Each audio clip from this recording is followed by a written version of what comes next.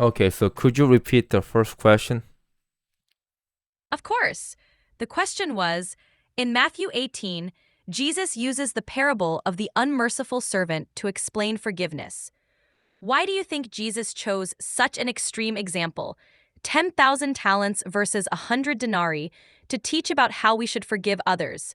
What does this contrast reveal about our understanding of grace? I think Jesus intentionally used this parable to drastically contrast between the original sin we have been forgiven and the sins of our neighbors. Compared to, being if we in comparison with the original sin we have been forgiven, the sins our neighbors commit against us are relatively small and the least of the sin. Absolutely, that's a great point. The parable really emphasizes how enormous God's grace is compared to the relatively small offenses we hold on to. It shows how our perspective on forgiveness should mirror the overwhelming mercy we've received. Here's a follow up question. How do you think understanding this contrast can change the way we approach forgiveness in our daily lives? So I think this parable aims to emphasize that we emphasize the importance of forgiveness. And there is also a terrifying warning from this parable.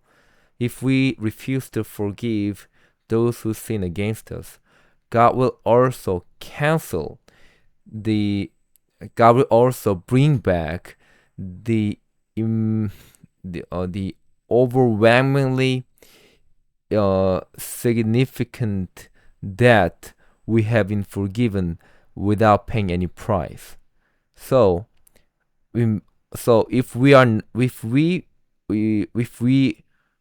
are cancelled of the redeemed debt, it means that we must pay the price for this enormous debt, and this symbolizes the God's punishment in hell.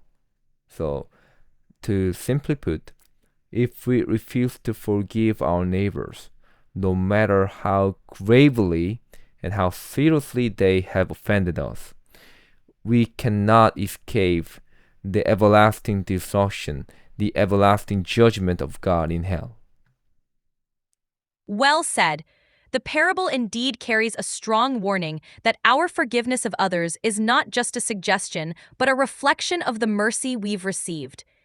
It emphasizes that failing to forgive others puts us at risk of severe consequences, mirroring the unpayable debt we once had. Next question.